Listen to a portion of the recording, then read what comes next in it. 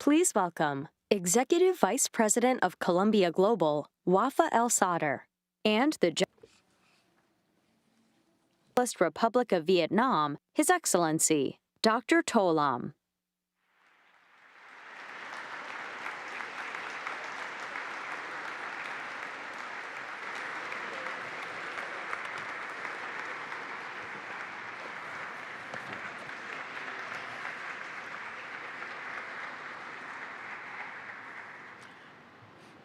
Well, good morning, and please be seated. Good morning, everyone, and welcome to this World Leaders Forum event. We are gathered today in this wonderful space in Law Library to hear from His Excellency, the General Secretary and President of the Socialist Republic of Vietnam, Tô Lâm. Your Excellency, welcome to Columbia University. I'd like to start by recognizing our moderator for today's discussion, and that's Columbia Professor Linh Hang Nguyen, and she is the director of the Weatherhead East Asian Institute at Columbia, which is co-sponsoring this World Leaders Forum event today. To all of you who have joined us today, particularly students, as well as faculty, staff, and guests, welcome to you as well. Now, let me start by saying a few words about World Leaders Forum. This series has a long history at Columbia. The World Leaders Forum was founded by Columbia President Emeritus Lee Bollinger about 2 decades ago. And the goal was to bring world leaders to our campuses to engage directly with the members of our community, especially our students. Over the past 20 years, more than 300 world leaders have spoken at this series. So this tradition continues today. Now this week, in addition to our distinguished speaker today, we will welcome the Prime Ministers of Nepal and Norway, the President of Chile, and the Secretary General of the African Continental Free Trade Area. Just this past Saturday, we welcomed the President of Malawi, the Prime Minister of Haiti, and the First Lady of Brazil, who participated in a most interesting event focused on food and humanity. As a university that is committed to dialogue and committed to debate, intellectual inquiry, and engagement with the world, we are proud that so many distinguished leaders from around the world continue to honor us with their presence at our university year after year. Now, in this space today sit first-year students who recently graduated from high school, as well as advanced doctoral students who are preparing to defend their dissertations. Some of them come from New York, born and raised in this city. Others come from all over the United States, and also many come from every corner of the world, including Vietnam. Your Excellency, by joining us today, you are taking part in a long-standing tradition established to further our mission at Columbia, to teach, to learn, to advance knowledge, and contribute to finding solutions to global challenges. And what unites this audience is the shared commitment to this mission. With that, I am pleased to turn the program over to His Excellency. Following his remarks, Professor Nguyen will join him in a moderated conversation. And as always, this will be followed by a question and answer session with our students. Now I invite Your Excellency to come to the podium, and we look forward to your words and wisdom. Thank you.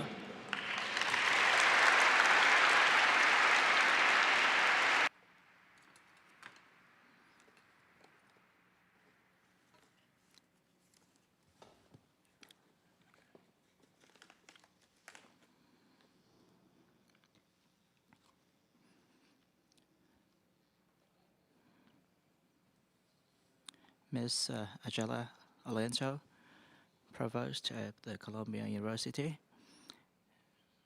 Ms. Ann Neuberger, Deputy Assistant to the President, Deputy National Security Advisor for Cyber and Emerging Technologies, distinguished professors, faculty, esteemed students, ladies and gentlemen, good morning. Let me begin by expressing my heartfelt gratitude to Columbia University for inviting me to address the World Leaders Forum, and this opportunity coincides with my delegation's attendance to the Summit of the Future and the 79th session at the UNGA and several bilateral programs in the US. Columbia University, with its 270-year history, stands as a pillar of academic excellence in America. Your institution has cultivated remarkable individuals who have shaped our world, including four U.S. presidents, two UN secretaries general, 103 Nobel laureates, and numerous outstanding scientists. It's noteworthy that many Colombian alumni are now holding key leadership and senior management positions in Vietnam. And many of you are present here. I deeply appreciate Columbia University's contributions to Vietnam's development and the strengthening of the Vietnam-US relations. This moment presents a unique opportunity to share with you the Vietnam's path forward, the evolving Vietnam-US relationship, and our vision for the future. For Vietnam, we're entering a crucial phase in our journey towards becoming a developed nation by mid-century. The Vietnam-US relationship is approaching significant milestones, the 30th anniversary of normalized relations and the 50th anniversary of the war's end in 2025, which is next year. And the world is entering a new era shaped by profound changes, both cyclical, structural, and disruptive, driven by the unprecedented science technology advancements, especially in AI and digital technology. Ladies and gentlemen, after nearly 80 years of nation building and 40 years of đổi mới or reform, under the comprehensive leadership of the Communist Party, Vietnam embarks on an historic new journey, entering a new era of national ascent. The significant achievements of historic importance for the reform process serve as a foundation for Vietnamese people to confidently embrace the future. And the remarkable achievements we have accomplished derive from the judicious path chosen under the Communist Party's leadership, bolstered by the entire nation's effort and determination. Overcoming numerous challenges, transitioning from a nation once enslaved and ravaged by the war, Vietnam has regained its independence and now establishes itself as a dynamic and rapidly growing economy. Its economic scale and trade volume rank among the top globally, and by 2023, the economy had grown 96-folds compared to 1986. And the UN recognizes Vietnam as a remarkable example of achieving the MDGs. From isolation, Vietnam now maintains diplomatic relations with 194 countries and established strategic and comprehensive partnerships with all major powers and 5 permanent members of the UN Security Council. Furthermore, Vietnam actively participates in ASEAN and over 70 regional and international organizations, engaging in trade with 224 markets worldwide. With a spirit of independence and mindset of self-reliance, resilience, confidence, and national pride, all 100 million Vietnamese citizens, along with over 6 million compatriots abroad, are committed to realizing President Ho Chi Minh's long-held vision to build a Vietnam that is more dignified and grander, standing shoulder to shoulder with powerful nations across the 5 continents. In this new era, Vietnam's top priority is to achieve the 2 goals outlined by the 13th National Party Congress, aiming for a nation characterized by prosperous people, a strong nation, a democratic, equitable, and progressive society. Vietnam's development path is deeply intertwined with global trends and the progress of human civilization. The Vietnamese tradition emphasizes that prosperity is nurtured through the bonds of friendship. Achieving our ambitious goals requires genuine international solidarity and support, effective cooperation from the global community. Our success is yours, and yours are ours. We'll continue our reform process, embrace openness, and pursue comprehensive international integration. Vietnam seeks to remain a stable, reliable, and attractive destination for foreign investors, businesses, and tourists. And the key to escaping the middle income trap lies in fostering innovation, harnessing national unity, and integrating national capabilities with contemporary power. In a rapidly changing world, one constant in Vietnam is the pursuit of an independent and self-reliant foreign policy, emphasizing multilateralism and diversification. Vietnam positioned itself as a friend, a reliable partner, and an active, responsible member of the international community. We believe that development is impossible without peace. Upholding our nation's tradition of peace, friendship, and benevolence over aggression, Vietnam will adhere to its foreign no defense policy, advocating for peaceful resolution of disputes based on the UN Charter and international law, opposing unilateral actions, power politics, the use of threat of force in international relations. Vietnam has consistently demonstrated its commitment to the national community's common goals through proactive and constructive contributions. The UN recognizes Vietnam as a leader in advancing the Sustainable Development Goals. Despite numerous challenges, Vietnam remains committed to achieving net zero emissions by 2050. And over the past decade, Vietnamese peacekeepers have impacted various UN missions in African countries, contributing to national peace and security while supporting local communities in their daily lives. And on this occasion, I would like to express my sincere gratitude to our American partners for their effective cooperation and support in helping Vietnam fulfill its important international commitments.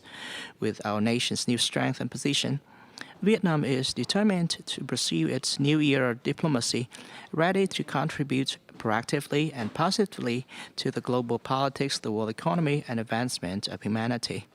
In collaboration with friends and partners, we aim to tackle urgent global challenges such as climate change, food security, health security, water security, fostering a fair and equitable international order grounded in the UN Charter and international law. Dear professors and students, in a world rife with instability and numerous local conflicts, we recognize the importance of goodwill and cooperation, which transformed Vietnam and the U.S. from former foes into comprehensive strategic partners we are today. Nearly 80 years ago, in the Declaration of Independence, marking the establishment of the Democratic Republic of Vietnam, now the Socialist Republic of Vietnam, President Ho Chi Minh quoted the timeless words from the U.S. Declaration of Independence of 1776 regarding equality and rights to life, liberty, and pursuit of happiness. From the very beginning, President Ho Chi Minh expressed Vietnam's aspiration for full cooperation with the U.S. through 8 letters and telegrams to President Harry Truman between 1945 and 1946. So, throughout his life, President Ho Chi Minh, in 50 years, he wrote so many letters to American citizens, peace lovers in America, political figures, leaders, secretaries, and the President of the U.S., expressing the willingness of Vietnam to establish full cooperation. The first was written in 1919, and 9 days before he passed away, President Ho Chi Minh wrote a letter to the then American president, expressing the aspiration to foster peace and development relations between the two countries. Due to the twist of history, it took another 50 years for Vietnam and the US to normalize relations. However, few could have envisioned the remarkable progress over the past nearly 30 years. From former foes, the two countries have transformed into partners, comprehensive partners, and now comprehensive strategic partners. So we are celebrating the first anniversary of the comprehensive strategic partnership, which was established in September last year during the visit to Vietnam by the POTUS. And next year, the two countries will be celebrating 30 years of diplomatic relations and more than 10 years of our comprehensive partners. So since normalizing relations, numerous Vietnamese leaders have visited the U.S., most notably the historic visit by the late General Secretary Nguyễn Phú Trọng in July 2015. And likewise, every U.S. president since normalization visited Vietnam, most recently President Joe Biden in September 2023. And cooperation across politics, diplomacy, economic and trade relations, defense and security, addressing world legacies, education, training, people-to-people exchanges has achieved significant progress. And also in fighting terrorism and peacekeeping. And education and training and people-to-people exchanges has achieved significant progress. So our people-to-people links and education collaboration have becoming more vibrant. There are about 30,000 Vietnamese students studying in the U.S., including those from Columbia University. The thriving progress of the ties between our two countries entering a new chapter is largely due to the compassion and benevolence of the Vietnamese people and the visionary leadership of the Vietnamese Communist Party, committed to integrating Vietnam into the international mainstream. Additionally, significant contributions have been made by American friends and partners such as President Bill Clinton and his successors, Senators John McCain, John Kerry, Patrick Leahy, and many others. I particularly want to highlight the robust bipartisan support in the U.S. for the Vietnam-U.S. relations. This support is a key foundation for deepening and solidifying our comprehensive strategic partnership sustainably and substantively in the future. Dear professors and students, the elevation of the Vietnam-U.S. relations to a comprehensive strategic partnership for peace, cooperation, and sustainable development highlights the mutual benefits this relationship brings to our peoples and its positive contribution to peace, cooperation, and development in the Asia-Pacific region and beyond. Reflecting on the future path forward of Vietnam and the success of the Vietnam-U.S. relations, I'd like to share some thoughts on envisioning a better shared future for all humanity.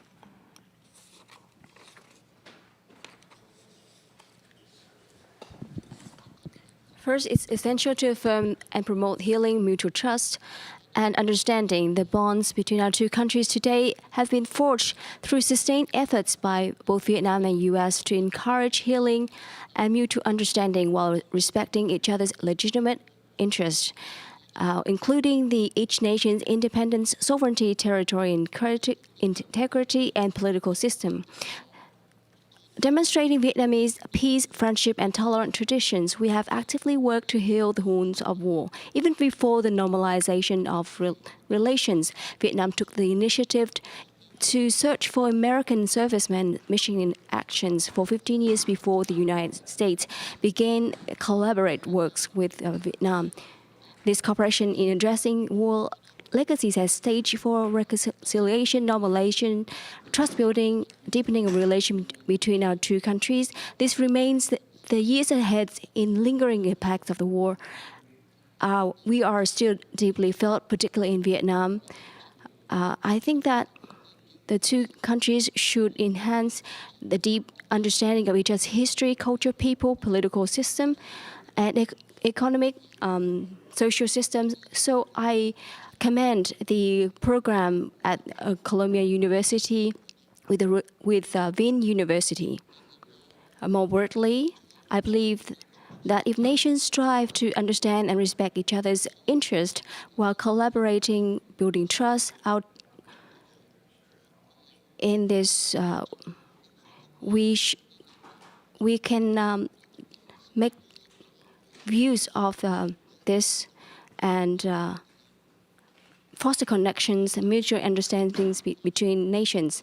Second, it's essential to emphasize and foster the culture of dialogue. Despite the significant progress in our ties, Vietnam and U.S. still have different perspective on human rights in economic, political, social, and religious field. What is crucial, however, our choice of dialogue over confrontation. We approach this discussion with openness, sincerity, and constructiveness. I'm confident that if the countries face conflict or dispute, prioritize peace solutions through dialogues grounded in international law, any complex issues can be resolved. Dialogue should become prevailing practice and foundation tool for our civilization and worldwide. Third, we must uphold the strong sense of responsibility towards international community. Beyond the bilateral framework, the U.S.-Vietnam cooperation is increasingly taking on a regional and global dimension, particularly in addressing climate change, preventing proliferation of weapons of mass destruction, combating terrorism, and contribute to peace, stability, cooperation, development in the Asia-Pacific region and worldwide. In the face of current global upheavals, I think that countries can take on responsibility in their relations in pursuit of peace, cooperation, and development worldwide. While geostrategic competition exists, conflict does not have to be inevitable. Like other ASEAN members and nations, Vietnam hopes that all countries will collectively embrace their responsibility to the future and human civilization. We can contribute to the maintenance of peace, stability, prosperity, cooperation, and advancing multilateralism. We are here because we act in the interest of their citizens and responding to their aspiration as Vietnam continues to uphold the ideal shared by President Ho Chi Minh in the founding leaders of the U.S. to establish a government of the people, by the people, and for the people. The achievements Vietnam have recorded, including the 40 years of reform, attested to the Communist Party's steadfast dedication to serving the people and its guiding principle as an ultimate goal, remaining loyal to the interests of the nations and its citizens. This reflects the universal value within the international community. Both ASEAN and United Nations adhere to the principle of placing people at the center. Fifth, we should unite to a forward-looking vision. We should increase solidarity and embrace long-term perspective. No single nation, irrespective of its power, can tackle the common challenge of our time alone.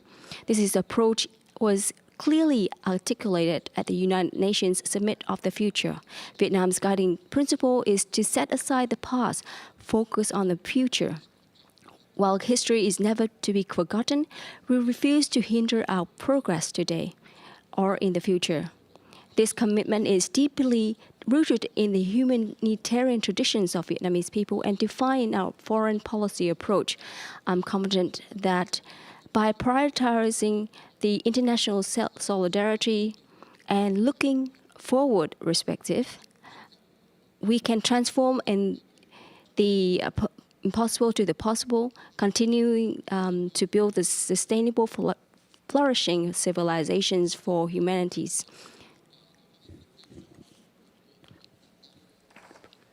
After nearly 30 years of normalization, Vietnam-U.S. relations have made remarkable progress. Even the most optimistic expectation looking to the next 30 years, I'm profound that guided by the setting aside the past, overcoming differences, enhancing commonalities, emphasized by General Secretary Nguyễn Phú Trọng, the Vietnam CSP for Peace, Cooperation, Sustainable Development will be greater heights. We should increase the core sectors such as economic, trade, investment, cooperation, promoting inclusive economic growth driven by innovation. We must also prioritize in science, technology, digital innovation. In the near future, the global and regional landscape is likely to be characterized by complex and unpredictable changes, presenting both opportunities and challenges. However, the core principles of Vietnam-U.S. Comprehensive Strategic Partnership for Peace, Cooperation, and Sustainable aligns well with this overarching trend. Professors and students, reflecting on the journey that the Vietnamese people, we are now more resolute, confident, and determined than ever to move forward in this new era marked by the rise of the Vietnamese nation under the leadership of the Communist Party. We are fully committed to realizing our national aspiration. As we move to the future, Vietnam will continue to stand shoulder to shoulder with our international friends and partners, sharing visions and coordination actions to achieve the most notable goals for humanity. Looking at the faces of the young people here today fills me with optimism and hope. Many of you may know that President of the U.S., Franklin Roosevelt, a former student of the Columbia University, once said, "We cannot always build the future of our youth, but we can build our youth for the future." Similarly, President Ho Chi Minh, the beloved leader of Vietnamese people, consistently highlight the importance of cultivating people for 100 years. I hope that the friends, partners, and communities of the United States will continue to strongly support the promotion of the Vietnam-U.S. CSPs, helping to write the next chapter for our success story and inspiring future generations. This will not only serve the best interests of the two peoples, but also increasingly contribute to peace, national independence, democracy, social progress, and prosperity of the people in the region and worldwide. Thank you very much.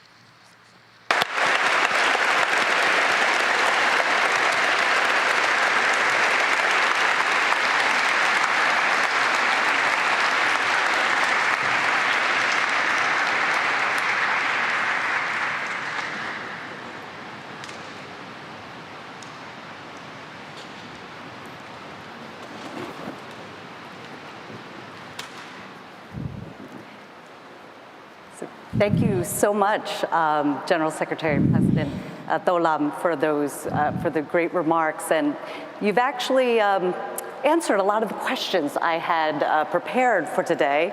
So I'm going to go right to one that is very personal to me, and it's also one that hits on what I do professionally. I am a historian of the Vietnam War, and even though so many of my students are here, I'm just going to share this with you. I was born at the tail end of that war, so my students now know exactly how old I am, almost 50. And so my question to you is, for me, very poignant that I am sitting here on the stage with you. And that is, of course, we're entering close to the anniversary of April 30th, 2025, which marks the 50th anniversary of the end of the Vietnamese War. Now, writing about that anniversary in 2004, a few years before his death, Mr. Va Van Kiet wrote that April 30th is a day on which, quote, 1 million people are happy and 1 million are sad, unquote. Many in Vietnam and in the Vietnamese community overseas applauded Mr. Kiet for his statement. One reason why his comment was so striking is that it would appear that the Vietnamese government has been much more willing to acknowledge the loss and sufferings of Americans who were killed in the war, as evidenced by the many decades of cooperation between the US and Vietnamese militaries to account for missing soldiers on both sides, than it has been to acknowledge the loss experienced by those in the former Republic of South Vietnam. In the spirit of reconciliation between Vietnamese, how would you go about promoting reconciliation between Vietnamese under your leadership?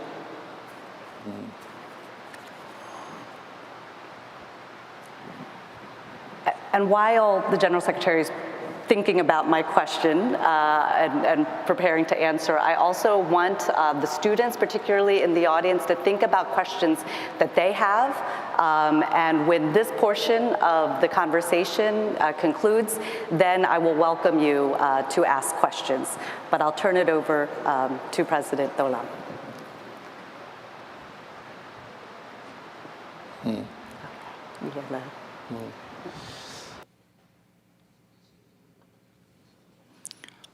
Well, thank you, Madam, for your question.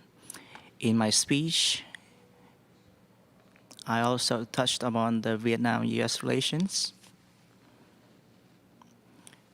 And we respected each other, and we were forward-looking. In my visit, throughout my visit, I also highlighted the importance of reconciliation and mutual respect.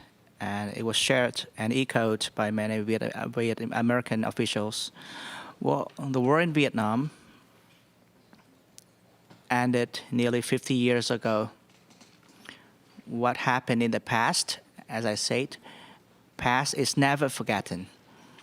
But from the past, we distilled lessons and we set the vision for the future, the path forward for peace, stability of the country, of my people, and serving those the American people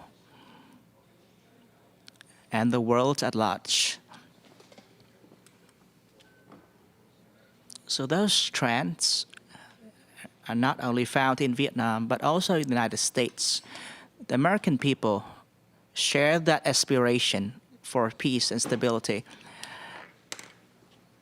And those has become the prevailing trend globally.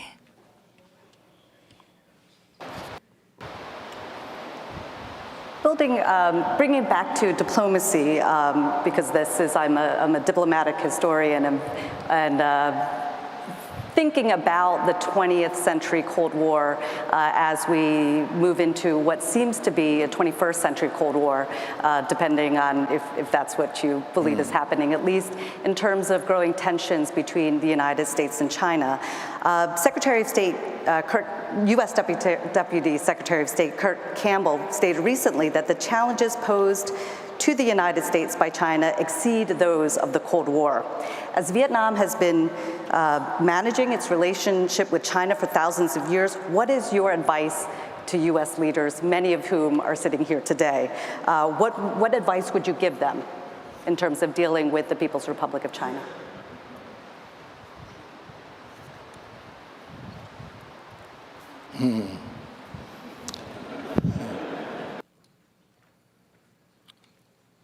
Well, thank you for that question.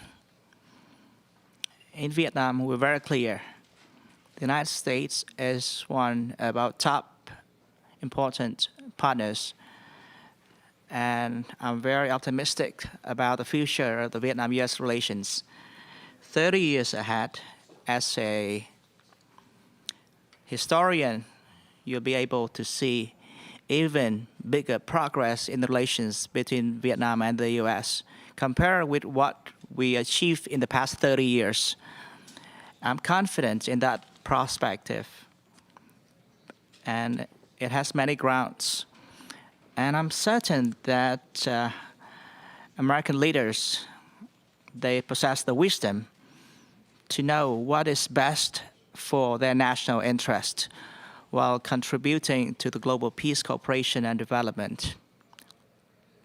The experience of my nation teaches us that when approached with goodwill, grounded in mutual respect, mutual understanding, respecting each other's legitimate interest, if we listen to each other attentively, if we foster a culture of dialogue, there's no problem that is not surmountable. If we understand each other, if we put ourselves in each other's shoes, and all problems can be resolved peacefully. Vietnam enjoys good relations with both China and the United States. And like many other countries in the region and the world,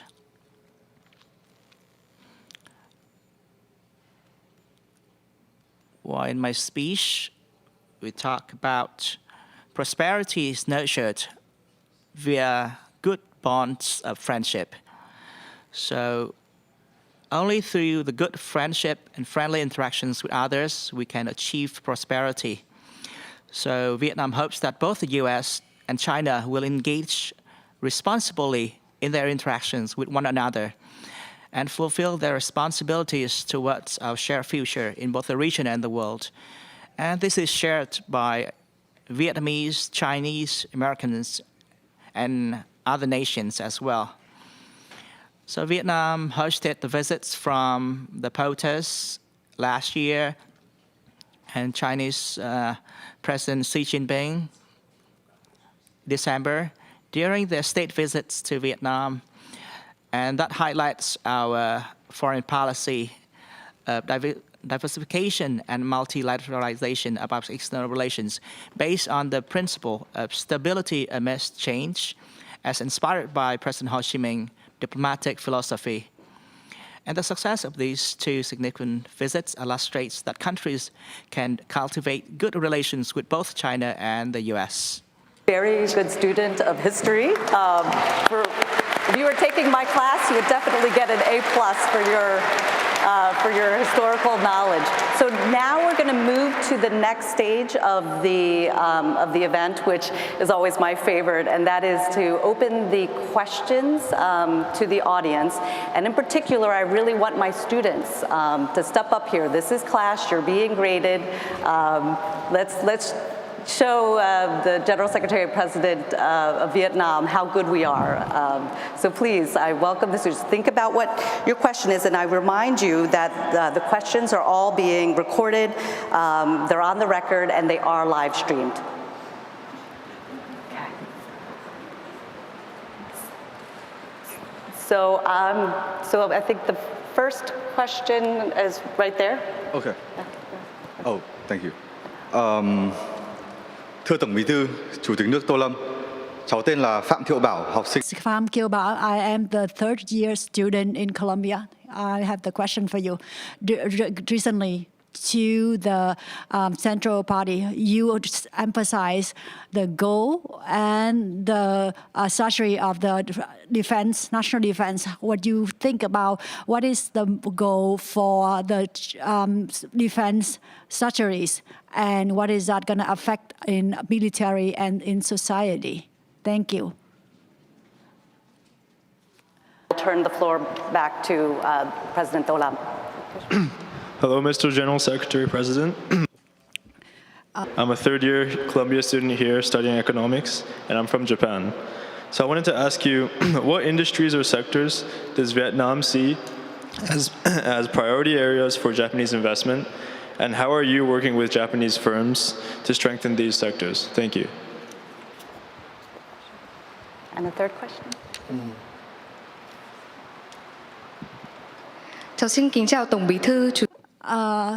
Good morning, the General and also President of Vietnam and also the General Secretary. I'm very honored that you visit us today.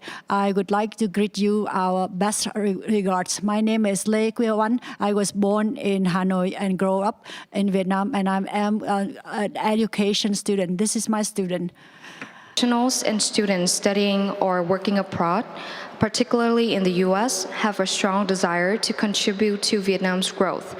What policies or initiatives is the government considering to encourage these talented individuals to return to Vietnam and contribute to the country's long-term growth, while also encouraging unity among them to maintain their cultural ties and collaborate effectively with both their host country and their homeland? Thank you. Thank you.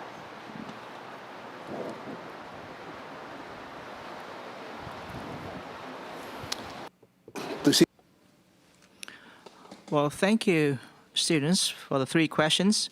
The first on the defense policy of Vietnam. We'll take on that first question first. The traditional approach of Vietnam, the defense doctrine, the defense policy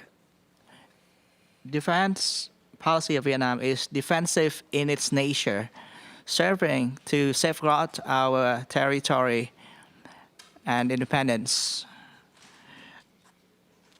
And it keeps up with the traditions for thousands of years, which is defensive in nature. And that policy is not offensive,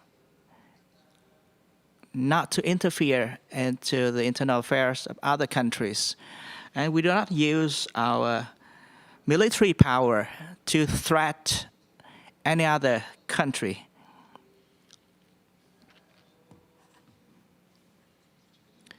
It has been the tradition of Vietnam for thousands of years. I wish to highlight its defensive in nature to protect the country. Vietnam is situated in the Asia Pacific and Southeast Asia, and maintenance of peace is critical. And in our region, there are many conflicts, and it's home to conflicts and competition, which may risk escalating into hotspots or conflicts. So we have identified our role and responsibility to contribute to regional peace, and defense policy serve that goal as well. I hope I answer your question. On the second question, you ask about our development policy priority for our technology-driven policy. So Vietnam has set its goal to achieve breakthroughs. We're entering a new era, and we're trying to forge ahead with new breakthroughs. We have made growth in the past, but now we wish to rise even stronger, like the Tổng saint. We need to rise, stand high, shoulder to shoulder with others, with major countries. And as we developed in all politics, defense, we are placing focus on economic development, and we are focusing on restructuring the economy to match with the new circumstances, with focus on digital transformation, leveraging on the science and technology advances,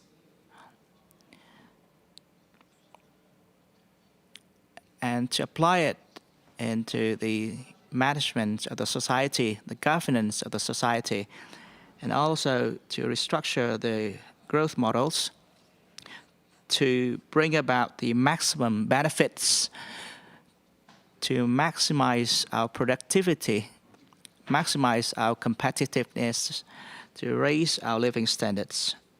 So that's the goal we're working on. And that also offers opportunities for collaboration between Vietnam and other countries. So digital transformation is the key. We have identified the 3 key breakthroughs for Vietnam to transform itself. First, a breakthrough in institutional building, as I said earlier. The second, breakthrough in science and technology. And third, breakthrough in human resources. We're trying to develop a pool of talents, well-trained technicians. to better position Vietnam in this new era? And on the third question, I understand that many of you who are students studying overseas in the United States, you all share the aspiration to be able to learn the advances in the local societies so that when you return home, you can contribute to the development of Vietnam, to turn Vietnam into a more powerful country. I appreciate it. And the government of Vietnam understands this aspiration. And we are now fostering policies conducive to those aspirations. But you can contribute to Vietnam's development not only by returning to Vietnam. You can pursue a higher education,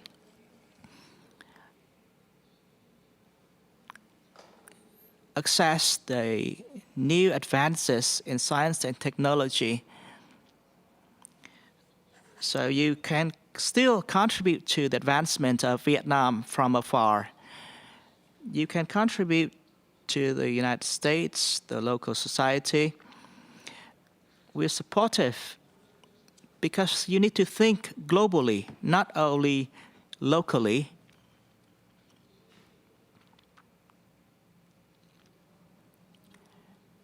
Think globally, and you can make contributions from anywhere.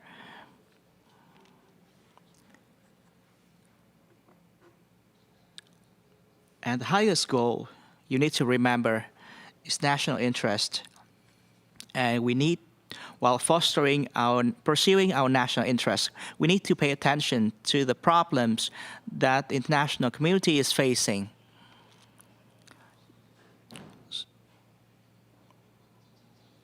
And you want to learn about the policies, incentive policies. Well, there are so many of them.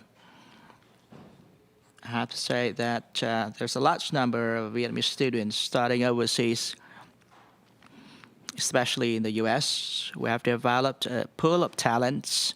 We have lots of talents in our communities overseas. I'm very happy to see that.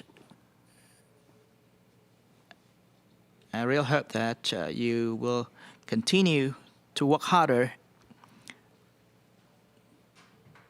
so that you can be better positioned to contribute to Vietnam's advancement and also the local society. Thank you.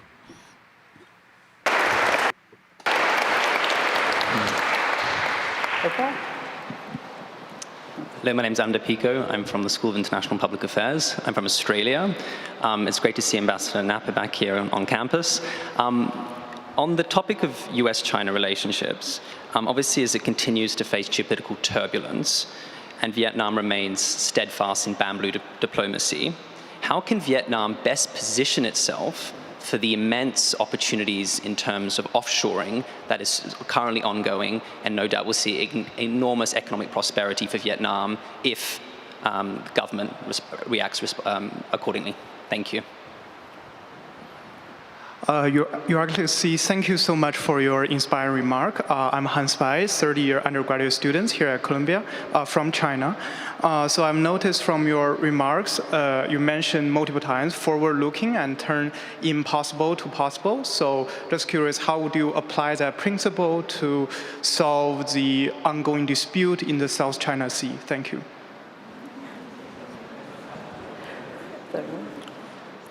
Thưa bác, cháu là Đỗ Phú Minh. My name is Do Phu Minh, the first year from Colombia. I would like to ask General Secretary, President, the U.S. is one of the best economy and economy in the world. Vietnam has what kind of cooperation that you have so that you can have the best to help Vietnam to get better and more prosperous country? Also from China. So my question is that, as the leader of Vietnam, how would you balance the relations between China and the United States during the era of great power competition? Thank you. Thank you. Okay. I'm going to let the General Secretary President respond to these 4 questions.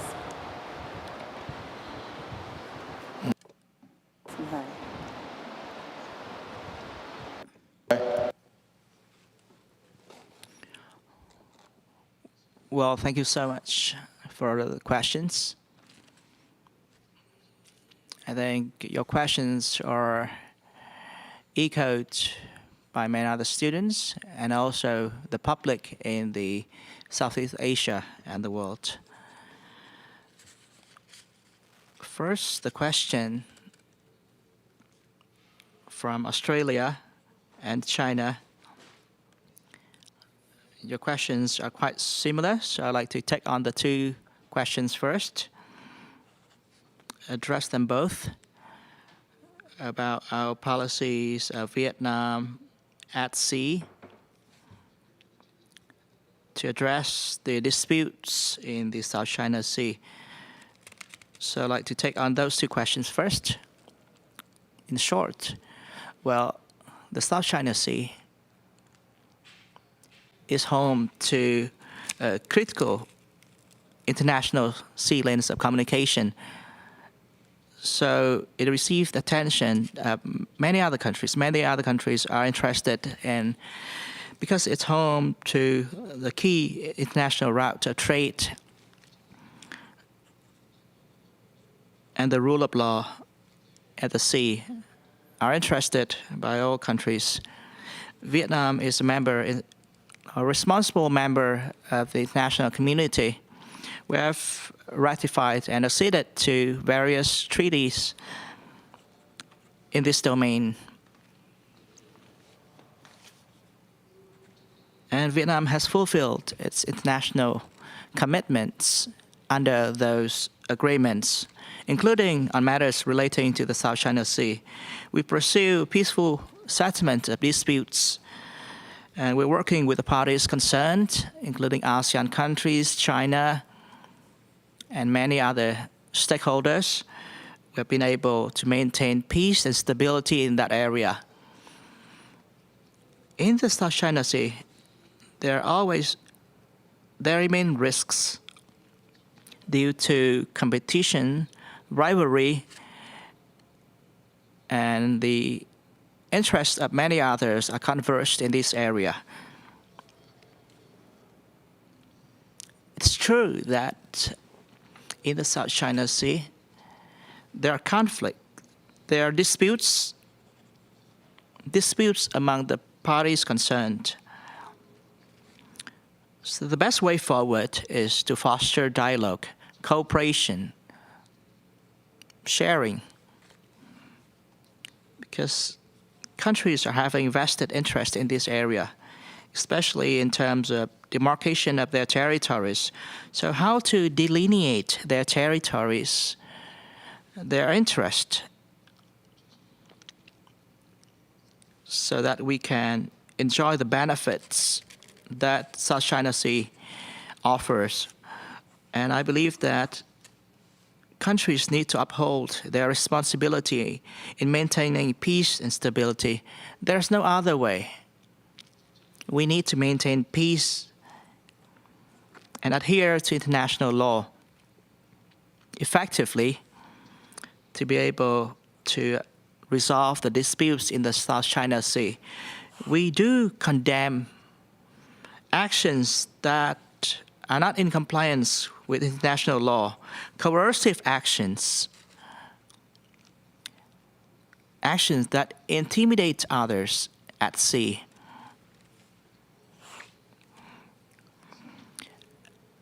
Another question.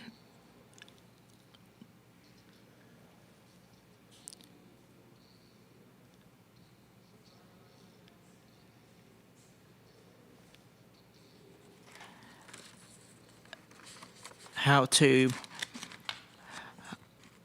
leverage on science and technology advances. I'm very happy that you raised this question. It seems that you do understand what the country needs. And those are the issues that are keeping the students awake at night. How to help the country in the industrialization efforts to drive the country forward. The main policy of Vietnam, as I highlighted earlier, is to continue forge ahead with reforms in all aspects to restructure the economy. We need to put in place new policies to take shortcuts for Vietnam. So you have learned in developed nations, they have gone through in their history. They've gone through that journey for 200 years of industrializations. So as you study in the US and Western countries, you learn a lot about how they made use of the technology advances in their history to turn the country into developed nations. So with the fourth industrial revolution will transform the world rapidly. And it offers many tools, useful tools, to enable a country to propel forward. Vietnam understands this. So I thank you for that interest. And the fourth question on how to balance the relations with US and China. Well, it coincided with the questions of Ms. Liên Hằng, Professor Liên Hằng, and I responded earlier. I think I responded to that question earlier as I answered the questions of Professor Liên Hằng. Thank you. I apologize to our students because we are now at the very end and I cannot take any more questions. So I'm very sorry, but maybe what we could do is send me your questions and I will pass them on to General Secretary President Tô Lâm in the future. So one of the things, just to wrap up, as a historian, again, I really appreciate the historic nature of your visit. You are the first communist leader to come to Columbia University. And for me, this is an amazing event to be able to have seen live firsthand. And I'll say my students, any of you who want to get your doctorate in history, here is a thesis right here. What happened today was truly historic. And I want you to all join me in thanking General Secretary and President Tô Lâm for coming here today with us and doing the World Leaders Forum. So on behalf of Columbia University, thank you so much.